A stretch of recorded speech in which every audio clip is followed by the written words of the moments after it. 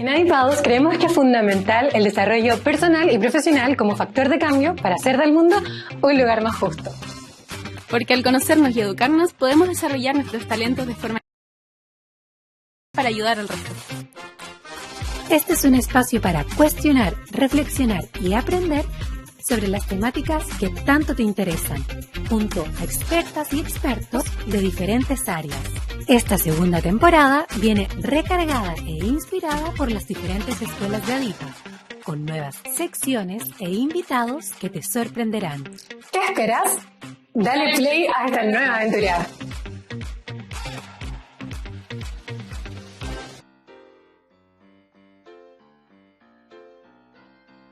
Hola a todos y todas, bienvenidos a un nuevo capítulo de Adipados. Como siempre, estamos muy agradecidos por nuestra audiencia y por la participación de nuestra querida comunidad. Antes de partir presentando la temática y a nuestra invitada, quiero presentar a mi querida compañera Clau Rojas. ¿Cómo estás, Clau? Muy bien, Cami, muchas gracias de nuevo por este espacio tan entretenido que es Adipados. Antes de empezar, quisiera mencionar que en este capítulo vamos a abordar contenidos que pudieran ser potencialmente sensibles para personas que puedan estar lidiando con algún trastorno de la conducta alimentaria para que tomen los resguardos que sean necesarios. Súper. Y continuando con esto, yo voy a presentar a nuestra invitada. Vamos a estar hablando con la psicóloga Constanza Bravo, que cuenta con un magíster en psicoterapia cognitiva racionalista, además de diversas especializaciones en temáticas de infancia. Y en lo que hoy nos convoca, psicopatología, salud mental, body image program. ¿Cómo estás, Cori? Bien, súper. Con un poco de frío y de sueño empezando el día, pero bien. Sí, ya se nos vino encima todo el frío, pero esperamos que este espacio sea cálido de conversación muy interesante. ¿Les parece, chicas, si empezamos con nuestra primera sección, que es Adipadamente? En esta sección lo que buscamos hacer es romper el hielo y conocerte a ti, Connie, en tu faceta mucho más humana. ¿Les parece si empezamos con la primera pregunta? Estas deben ser de respuesta rápida. Entonces yo voy a estar con el cronómetro registrando el tiempo y la idea es que la respuesta no pase del minuto. Y la primera pregunta, Connie, es ¿quién es Constanza? Corre el tiempo. Súper, Constanza es mujer, mamá, esposa, amiga, psicóloga, profe, dueña de casa también, cuidadora de plantas. Eso es quien soy. Perfecto, una mujer multifacética, claramente. Vamos con la segunda pregunta. Revélanos algo que no muchos y muchas sepan de ti. Qué difícil. Bueno, uno de mis hijos tuvo alergia a la proteína de leche de vaca, entonces estuve un año comiendo solo 4 alimentos. Manzana, un tipo de leche vegetal, pan que me hacía yo y arroz blanco. ¡Oh! ¡Qué duro! ¡Qué desafiante! Un año completo alimentándose así. Uh-huh. Bueno, y por eso es que me acerqué al tema de los TCA, po. Ya, perfecto. Esa precisamente es nuestra siguiente pregunta. ¿Qué te motivó a estudiar sobre esta temática de los TCA? Sí, bueno, mira, básicamente en la consulta y en el trabajo en general como que se fue presionando hacia el tema. Y también que tengo una relación súper directa como con todo lo alimentario y nutricional y las harinas que no son refinadas y todo eso por este tema que les contaba de mi hijo. Tuve que aprender a leer los etiquetados nutricionales y todo ese tipo de cosas. Entonces ahí como que me fui acercando mucho más a lo alimentario. Qué interesante. Vamos a seguir hablando de esto más adelante. Y la cuarta pregunta y última de esta sección es: si tuvieras una varita mágica que pudiera cambiar una cosa para mejorar la vida de las personas, ¿cuál sería? Pensé mucho en esta pregunta y creo que a lo único que llegué es un cuidador o un papá o una mamá disponible. Creo que en el fondo, si, aunque las políticas públicas estén desordenadas y estén revueltas y no todo esté bien, en la medida en que tú tengas al menos un cuidador estable, amoroso, que te refuerza, que te potencia, creo que eso puede marcar una gran diferencia en la salud mental de las personas. Sí, concuerdo totalmente. Muy de acuerdo.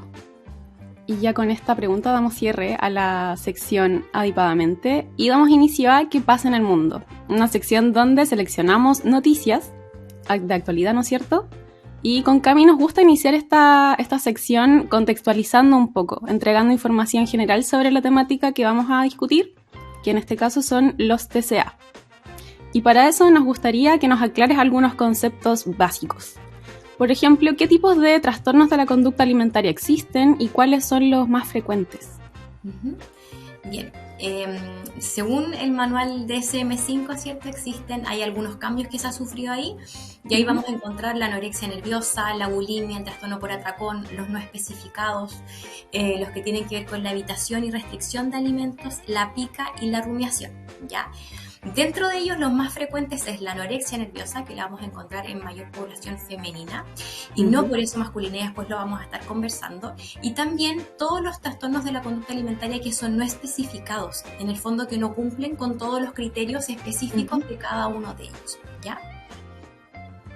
Perfecto. Cami, siguiente pregunta. Te queríamos consultar en qué etapas del curso de la vida ciclovital pueden surgir estos trastornos. Bien, si bien es cierto, vamos a hablar de que es más frecuente en la adolescencia, ya por una cosa de maduración, de aspectos cognitivos, de la maduración hormonal, biológica y fisiológica que se da en todo el organismo, y que además eso hace que vaya teniendo yo como adolescente cambios físicos que pueden aumentar un riesgo, ya por la etapa y la crisis en el fondo evolutiva de ese momento. ¿Ya? Es poco común que se dé antes de la primera menarquia, ¿ya? ¿Por qué? Porque generalmente los niños más pequeños es poco común que tengan estos aspectos madurativos, cerebrales, cognitivos, que implican que yo tenga esta presión de ajustarme a este ideal de belleza y tenga conductas de purga o conductas de restricción alimentaria, en fin, ¿ya? Entonces es más frecuente, no por eso no lo vamos a poder ver en población infantil, pero es más frecuente que se dé posterior a la primera menarquia en población adolescente, ya acompañado de y un poco presionado por todos estos cambios hormonales y fisiológicos que se dan producto de la etapa. Excelente, muy clara esa información. Y Connie, hablando de las causas, ¿qué factores podrían estar a la base de todos estos trastornos? Ya, ahí es súper complejo porque en el fondo cuando hablamos de los trastornos de la conducta alimentaria hablamos de una etiopatogenia que es muy compleja y muy diversa, ¿ya? Pero ahí claramente vamos a encontrar factores que tienen que ver con herencia genética, me refiero, con fenotipos, con temperamentos, con historial de trastornos de la conducta alimentaria en la familia incluso, ¿ya? Con una mayor tendencia a aquellas personas que tienen, no sé, diabetes, son celíacos, ¿ya? Y un montón de otras enfermedades crónicas, no porque la enfermedad sea un determinante, sino porque en la medida en que tú te vas relacionando de esa forma con la alimentación, eso, si se suma a otros factores, pudiera ser entonces una mayor tendencia a desarrollar un cuadro de este tipo, ¿ya?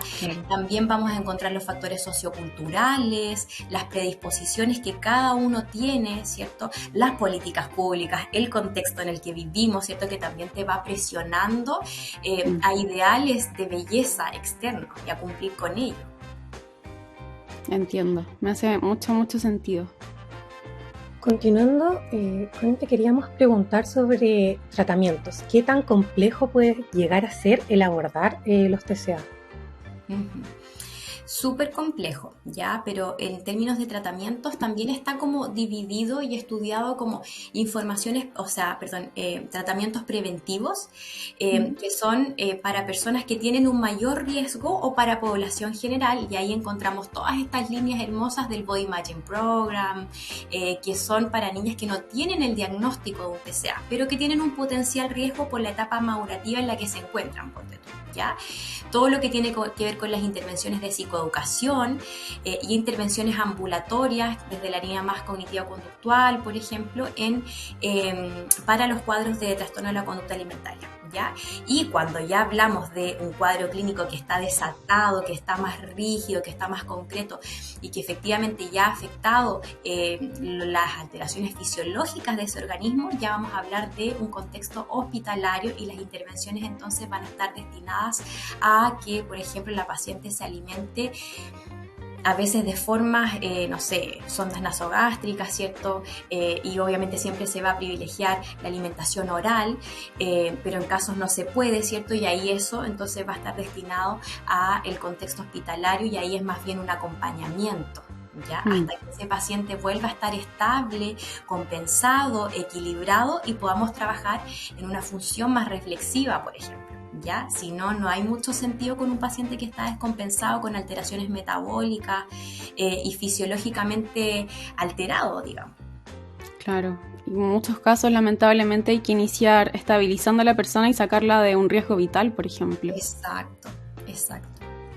Y ya teniendo esta base más o menos sólida para analizar nuestras noticias, nos gustaría iniciar con una que recopilamos de la plataforma FastCheck, que se titula "Se quintuplicaron las consultas por trastornos alimentarios. No existen leyes que las consideren".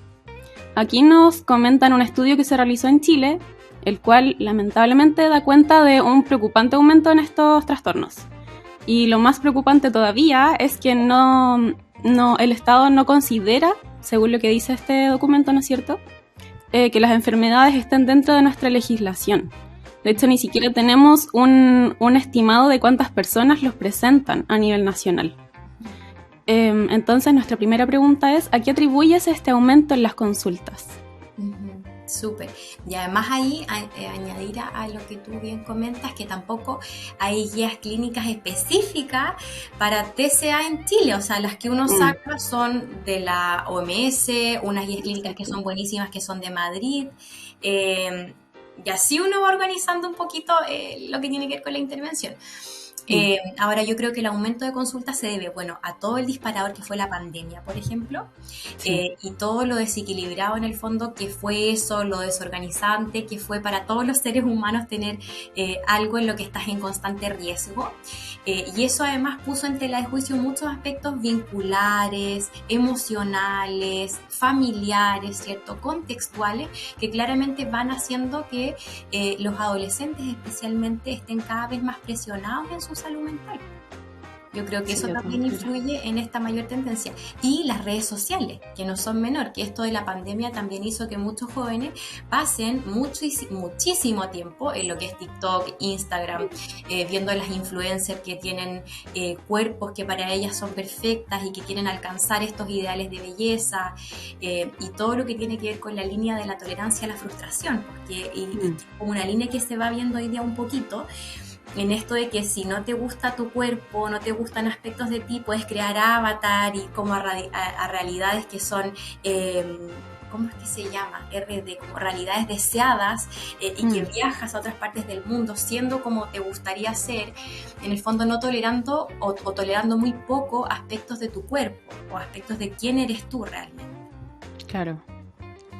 Y en tu rol como terapeuta, Connie, ¿cómo repercute en ti esta realidad de no tener estadísticas, no tener guías clínicas concretas de parte de nuestro contexto nacional, en realidad? Es súper complejo porque de hecho siempre lo comentamos en los cursos, que a veces llegan al contexto clínico o acá, por ejemplo, en la consulta, pacientes que ya no dan para un contexto ambulatorio y que tú tienes que derivarla, pero la verdad es que si no está crítica, descompensada así como para que vaya hospitalizada, algunas veces hasta se les baja el perfil en el contexto de urgencia, lo que tenga que ver con salud mental. Entonces no es una prioridad, a menos que esté en una situación fisiológicamente muy descompensado. Y Connie, al igual que en otras problemáticas de salud mental, la prevención y el abordaje oportuno son de vital importancia, ¿no es cierto? Y para esto, ¿qué acciones podemos incorporar tanto en la consulta para quienes trabajan con personas que presentan TCA, como en nuestra vida cotidiana también? Yo diría que ahí uno de los primeros puntos, humildemente, tendría que ver como con favorecer esto de que uno aprenda a reconocer sus propios ritmos fisiológicos.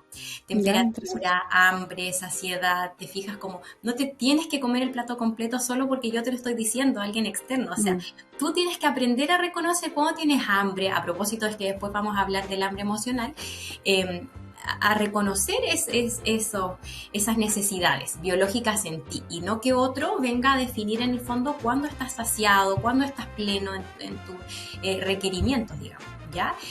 Esa es como una línea preventiva, ya en el fondo, para ser menos contexto dependiente y tener esta identidad y esta personalidad un poquito más estable, ¿sí? De quién eres tú. Todo lo que tenga que ver con los reforzadores de si te portaste bien, si te fue bien, lo que es alimentario, en el fondo no va, ¿ya? O sea, aquí los refuerzos cuentan por quién eres tú, por lo valioso que eres tú en mi familia, en mi colegio, por lo importante que eres tú internamente, más que este reforzador externo que te va enseñando de cierta forma, cuando se transforma en un patrón, a que tienes que ir cumpliendo siempre con esta expectativa externa de un otro, ¿sí? Todo lo que tenga que ver con actividades físicas, actividades de autocuidado en niños pequeños, en una línea más preventiva, ¿cierto? Lo que tenga que ver con las líneas del mindfulness, las respiraciones conscientes, o sea, lo que está súper estudiado es que mientras más pequeñito uno haga eso, más consciente va siendo un niño de cómo funciona, de cómo es, de sus ritmos, ¿cierto? Cuestionar los ideales de belleza, monitorear el control de las redes sociales, de lo que está viendo tu hijo, de las nociones que tiene sobre su imagen, sobre lo que le gustaría hacer. O sea, por ejemplo, yo acá en la consulta a veces veo niñas que tienen, no sé, pues 10 años y que su ideal de belleza, no sé, es la paloma mami, por ejemplo. Imposible, porque ni siquiera tienes la madurez fisiológica para lograr ese cuerpo, ¿cierto? Entonces, claro, es como ir aterrizando eso, ir aterrizando esas ideas y empezar a valorar quién uno es realmente internamente, verdaderamente. Exacto, entonces esta tarea hay que empezar a ejecutarla desde las primeras etapas de la vida, claramente. Exacto, y todo lo que tiene que ver igual con las rutinas alimentarias, o sea, también está comprobado que quien no tiene hábitos alimentarios en términos de horarios, rutinas, un ambiente alimentario más predecible, también eso tiene una mayor tendencia a tener no necesariamente un TCA, pero sí desórdenes alimentarios. Muchos adolescentes a veces piensan que tienen un atracón, cuando en verdad lo que tienen es hambre porque han pasado todo el día o toda la mañana sin comer. Entonces, obviamente que si yo llego a la hora de almuerzo sin comer nada del día anterior, la última comida, no sé, a las 5 de la tarde, claramente que voy a necesitar comer rápido porque tengo fisiológicamente hambre. Exacto. ¿Sí? Yo quería ya introducir la segunda noticia que tú bien la nombraste, Connie, que es hambre emocional. Básicamente las distinciones. Entonces mi primera pregunta apunta a eso: ¿cómo se distingue el hambre emocional como del hambre físico? Claro, cuando hablamos del hambre física, hablamos de esta respuesta fisiológica de tu organismo a obtener nutrientes, obtener energía, ¿cierto? Y ahí hay algunas distinciones. Cuando tú tienes hambre es localizada en una parte de tu estómago, tienes necesidad de comer algo que sea más energético, más proteico. Y el hambre emocional es mayoritariamente ganas de comer un carbohidrato dulce, o sea, la galleta, el chocolate, el helado, y eso responde más bien a un patrón o a veces a estrategias de regulación emocional, ¿cierto? De esta necesidad de es tan ansioso o es tan a veces intolerable lo que estoy sintiendo que necesito manejarlo de una forma rápida, inmediata, gratificante, y entonces está esta opción que tiene que ver con lo cerebral, con el sistema límbico que también regula las emociones y también está conectado con la parte del apetito y la saciedad. Entonces necesito algo que me calme rápido y ahí está esa galletita que finalmente termina siendo pan para hoy y hambre para mañana, porque efectivamente me sacia en ese momento, pero a la media hora ya voy a tener necesidad, o después de eso una necesidad de continuar comiendo, y entonces ese es el indicador que tiene que ver con el hambre emocional. ¿Ya? Como esta necesidad de comer a veces algo dulce, un carbohidrato, esta necesidad como inmediata, como pérdida de control relacionado con esto dulce que voy comiendo, ¿ya? Entonces ahí igual hay herramientas que uno puede ir haciendo para nuevamente volver a conectar con lo que yo siento internamente, ¿ya? ¿Es hambre o es ansiedad o es algo emocional que está afectando allí? Te quería consultar si el hambre es un tipo de TCA o es una mala conducta alimentaria. Ya.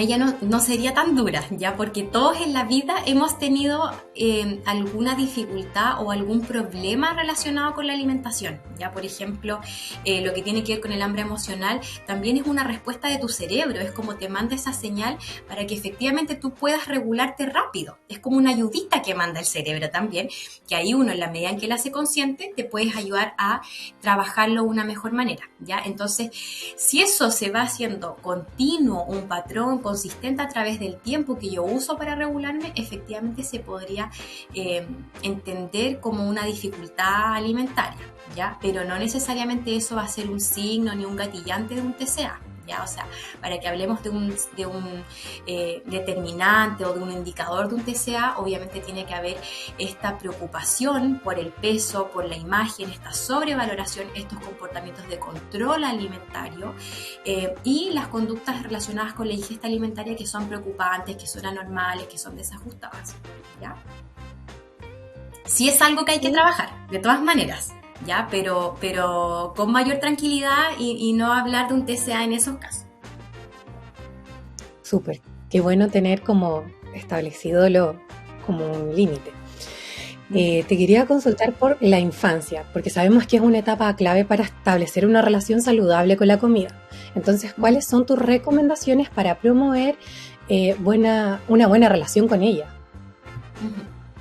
Bueno, dentro como de la línea que estábamos conversando un poquito anteriormente, porque tiene que ver con no reforzar, ni castigar, ni establecer consecuencias en relación a la comida, ¿ya? O sea, la comida no tiene por qué ser un premio, ¿ya?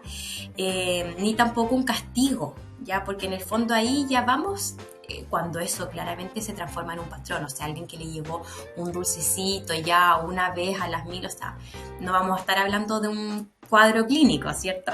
Pero cuando eso se transforma en un patrón de regulación, o sea, que cada vez que tú lloras yo te voy a dar un helado, un chocolate o un dulce, ahí ya vamos a hablar de dificultades alimentarias. Entonces, lo primero es no asociar como reforzador o como consecuencia la comida, ¿ya? Nuevamente, valorar internamente quién eres tú.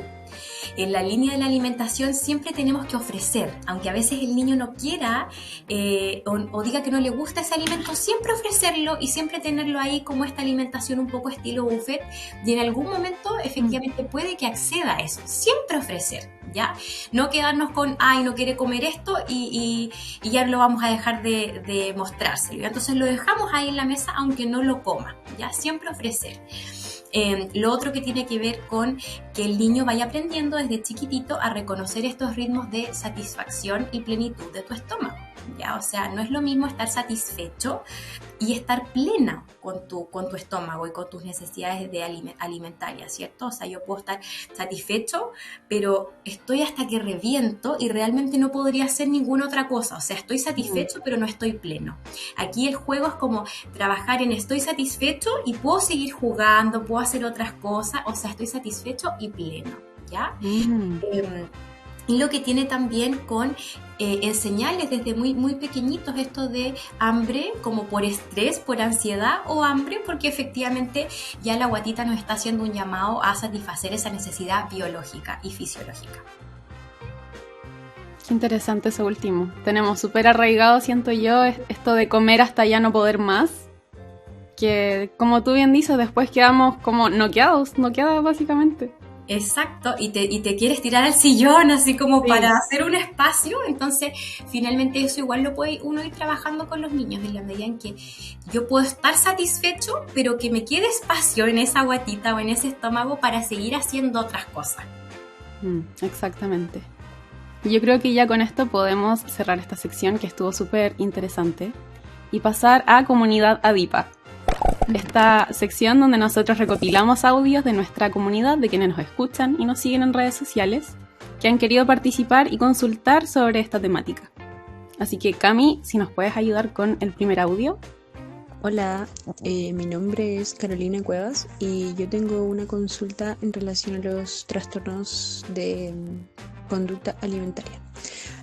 Bueno, siempre he escuchado que la gente dice que los trastornos de conducta alimentaria siempre vuelven. Es como un patrón que no se puede ir y que uno repite constantemente en la vida no de forma constante, sino que puede desaparecer y volver en tiempos indeterminados. ¿Esto es así o no? Gracias, Carolina, Súper. por participar. Te doy el pase, Connie. Súper. Evidentemente, si hay un buen tratamiento preventivo, ¿cierto? Como no en una etapa ambulatoria, efectivamente eso va a tener un mejor pronóstico que cuando estamos trabajando con el caso de esa persona y ya está en un contexto hospitalario, ¿ya? Ahora, uno siempre tiene que pecar de la fe en el ser humano, ¿ya? Como el cerebro es tan complejo que evidentemente tú puedes trabajar con esa persona y ese cerebro para que logre un mayor nivel de flexibilidad cognitiva y así pueda no estar tan rígido en el peso y adquirir un nivel de procesamiento más global, por ejemplo, ¿ya? Pero eso también va a depender de muchísimas cosas como los factores que hemos estado conversando, ¿ya? Por ejemplo, el apoyo y la eficacia de ese sistema familiar para apoyar y no seguir siendo un gatillante o un estresor en el caso de esa persona, ¿cierto? Por otro lado, si hay un buen tratamiento como en las primeras etapas, eso tiene un mejor pronóstico también, ¿ya? Que atacar el caso en una etapa ya posterior, en una edad más avanzada de esa persona, ¿ya? Ahora, generalmente uno entiende los trastornos de la conducta alimentaria, como lo estamos conversando hoy día, desde una mirada más procesal, ¿ya? Desde una mirada más compleja y evolutiva. Entonces eso hace que si el tema alimentario o el tema de buscar la aprobación hacia una identidad más contexto dependiente, es probable que ese elemento te acompañe un poco toda tu vida, ¿ya? Pero eso no tiene por qué ser un trastorno toda tu vida, ¿cierto? Rígido, que te esté afectando clínicamente las áreas en las que tú te desarrollas, ¿cierto? O sea, evidentemente si hay un buen pronóstico y un buen tratamiento en las etapas iniciales, probablemente el tema alimentario va a ser un tema más adelante en tu vida, pero no tiene por qué constituir nuevamente el trastorno que te lleve a hospitalizar y que te lleve a afectar las áreas de tu vida, ¿ya? O sea, hay casos en los que sigue siendo tema, pero de manera consciente, con apoyo, con psicoterapia, ¿cierto? Y pudiera tener eso un pronóstico favorable. No, perfecto. Me queda mucho más claro. Esperamos, Carolina, haber respondido a tu consulta. Voy con la segunda y última. Hola, mi nombre es Javiera y respecto a esta temática me gustaría preguntar ¿cómo mediar con familiares que han promovido discursos poco saludables en personas que contienen TCA, específicamente una familia cercana? Qué difícil. Wow, qué difícil. Y no hay solo una respuesta para eso, ¿no? Porque es como lo que hemos venido hablando. No es solo la familia, es la sociedad, son las políticas, es la medicina, es todo, ¿cierto? Entonces, básicamente lo que uno hace en terapia también con este tipo de personas es, y en los niños, ¿no? Desde muy chiquitos que uno también puede ir haciendo, es que al yo reforzar por lo que tú eres internamente, cada vez soy menos dependiente al juicio externo, ¿ya? Entonces, parte del proceso también es que tú puedes opinar cosas sobre mi cuerpo y estoy súper en desacuerdo que eso no se haga, ¿ya? Pero si lo hizo, a que yo comprenda que eso no es una definición de mí y tiene que ver con un juicio de la otra persona, pero no define quién soy yo, no define que la otra persona haga un juicio y yo esté conectada con que soy un fracaso o que debería bajar de peso, ¿cierto? Sino que lo vamos diferenciando y lo vamos entendiendo como un juicio externo, más que una definición mía, ¿ya? Pero está súper difícil eso. Y precisamente ese criterio familiar, si es que fuera la familia directa de esa persona que está con un TCA, por ejemplo, ese es el criterio de eficiencia que se evalúa para el alta, si es que ella fuera hospitalizada, por ejemplo. ¿Ya? Porque claramente seguir haciendo comentarios sobre el cuerpo no te permitiría que esa paciente vuelva o idealmente no regrese a ese entorno familiar, a menos que no se trabaje antes, por ejemplo. Porque claramente seguiría siendo iatrogénico y problemático y un gatillante seguir haciendo comentarios del cuerpo cuando ya hay un problema o una dificultad en esa línea. Sí, igual personalmente igual intento a nivel familiar ir educando en esta materia amorosamente, entendiendo que hay una diferencia generacional. También. No sé, mi abuela, por ejemplo, cuando dice, oye, estás más flaquita, qué bueno, yo intento decirle, no digas eso porque tú no sabes qué está haciendo la otra persona para estar más flaca. Y la gente entiende, igual las personas pueden aprender cosas nuevas y cambiar su forma de ver el mundo también. Exacto, y qué buen punto ese, porque uno no solo desde como la psicología, ¿no? Uno constantemente puede estar haciendo ese aporte como, oye, pucha, eso ya no se dice, y respetuosamente, como dices tú. Claro. Y evidentemente que trabajar con la familia como más que como un enemigo, o sea, idealmente sea tu aliado, porque finalmente es la familia de esa persona. Sí, totalmente. Y yo creo, chicas, que estamos en condiciones de pasar a la última sección, que es mi favorita, que es micrófono abierto. En esta sección planteamos algunas preguntas polémicas y la idea es que aquí tú te explayes. Obviamente, como es algo que pudiera generar controversia, tienes más libertad con tus tiempos. Ya, y la idea es que tú selecciones un número del 1 al 5 para ver qué pregunta vamos a plantear. El 3. El 3. La pregunta número 3 dice: ¿tú crees que los trastornos de la conducta alimentaria son más comunes en las mujeres debido a la presión social, a estereotipos de género, etcétera? Sí. Sí, yo creo que sí, porque evidentemente hay una diferencia notable como en lo generacional, en lo contextual, ¿cierto? En lo social, desde que tú eres una niña y de cómo vas creciendo y de además los cambios fisiológicos que van acompañando tu desarrollo, que hacen que se vaya presionando más. La gente dice, bueno, ya está creciendo, ¿cómo va a crecer gordita? Antes que le llegue la primera menstruación, que esté delgada, porque si no la menstruación va a llegar y va a seguir gordita, por ejemplo. La gente suele hacer ese tipo de comentarios, entonces claramente hay una mayor tendencia allí. Ahora, ojo que si bien es cierto hay una mayor prevalencia en mujeres, también se da en hombres. Y el hecho de no considerarlo también hace que muchos hombres no consulten, que a veces piensen que sea algo normal o esperado, y que a veces incluso en las instituciones como médicas, que alguien consulta, también se le resta como importancia, así como, ya, pero resuélvelo si eres hombre, ¿no? Como que es menos creíble socialmente que un hombre también pueda presentar alteraciones relacionadas con la conducta alimentaria y con su imagen corporal. Sí, de todas maneras. Igual quería tomarme la libertad de yo hacerte una de estas preguntas, que tenía muchas ganas de conocer tu respuesta. Porque hace un tiempo yo trabajaba en una escuelita con niños en etapa preescolar, y recuerdo que una vez estábamos en la hora de la colación. Y yo iba a abrir un paquete de galletas y una niña, que no tenía más de 5 años, me dice, tía, no puedes comer eso porque tiene 2 sellos. Y todo esto en el contexto de la ley de los sellos, ¿no es cierto?, que impulsó el Ministerio de Salud, creo, de etiquetar las comidas y entregando advertencias a las personas. Entonces, quería conocer tu opinión profesional de esta ley. Sí, bueno, esta opinión es muy, muy personal. ¿Ya? Sí, me interesa mucho. Sí, bueno, y ahí tengo como 2 líneas, ¿ya? Y uno que encuentro que está súper bien informar a la población sobre lo que tú estás comiendo, ¿ya? Pero también ahí hay un temazo y que tiene que ver con que hay alimentos que no tienen sellos y que supuestamente son light o son más saludables y todo, pero que precisamente estás comiendo cualquier cosa. O sea, hay chocolates que son light o son sin azúcar, pero es cualquier cosa menos cacao y chocolate. Entonces, también ahí hay un punto. Y lo otro que tiene que ver, que si tú vas a usar estas políticas en el fondo para generar estereotipos y para generar un comportamiento más rígido en la población, también es algo riesgoso, porque finalmente la invitación de esto que estamos conversando es a ser flexible.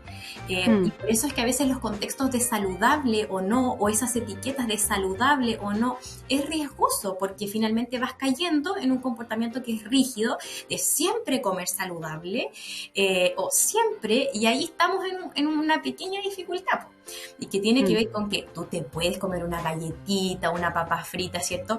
Y que si vamos a comer algo más saludable no sea por cumplir con un ideal estético de estar delgado para los demás, ¿cierto? Sino que sea para cuidar tu cuerpo, para tener más energía, para estar más alegre, para que podamos hacer más cosas juntos, por ejemplo. Entonces esa es como la noción que yo tengo respecto a eso. Encuentro que está bien informar a la población, Pero si lo vamos a usar de esta manera rígida y como un poco satanizar todo lo que sea un dulce o algo rico en calorías o en grasas, también estamos en un riesgo, porque finalmente si es que tú no conoces el contexto de eso, a veces se va cayendo en esto de no, eso no puedes comerlo porque no es saludable, no, eso no, y eso si se transforma en un patrón, finalmente te va generando esta relación un poco conflictiva con la alimentación, y eso también puede ser un indicador para ir en la línea de un trastorno de la conducta alimentaria o una dificultad en ella. Me queda súper claro y comparto bastante tu opinión. Yo no soy psicóloga, pero creo que después de toda esta conversación me quedan 3 puntos a destacar. Primero es la prevención, segundo la educación y tercero es como transmitir la información siempre desde el respeto. Sí, súper importante. Y ya para finalizar te queremos dar las gracias, Connie, por participar en este capítulo.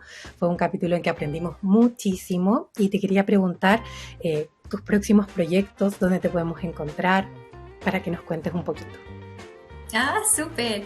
Bueno, me pueden encontrar en Instagram, en Moma Cerebro a Crecer se llama, que es un Instagram que está destinado como a esto que hemos estado conversando ya, neurociencias, patrones vinculares, no hacer juicios sobre el cuerpo de los otros, validar por quién eres tú más que por cumplir con estándares externos, ¿ya? Y lo otro tiene que ver con Espacio Amuleto, que es una pyme que tengo dedicada al duelo de mascotas, ¿ya? Entonces ahí vendemos todo lo que es material terapéutico y material biodegradable para poder enterrar a tu mascota de manera respetuosa y amigable con el medio ambiente, hacer rituales de despedida con tu mascota, entendiendo que también es un tema que está súper poco validado en la sociedad. Sí. Y se le resta mucha importancia entendiendo que las mascotas son tu familia. En muchísimos casos son, o sea, como no hay nada más que tu mascota como parte de tu familia. Entonces, también los invito ahí a seguir Espacio Amuleto, que siempre estamos haciendo talleres destinados al duelo de mascotas y material terapéutico y material también para ayudar en lo que tiene que ver con los rituales de despedida. Me encanta. Vamos a seguir a Connie entonces. Súper, muchas gracias. Les recordamos a nuestra audiencia que activen la campanita de notificaciones para que les llegue al tiro el aviso cuando este capítulo sea publicado, que le den me gusta, nos sigan en Spotify, Google Podcast y YouTube. Nos vemos. Hasta la próxima. Que estén súper, muchas gracias. Gracias. Chao, chao. Chao.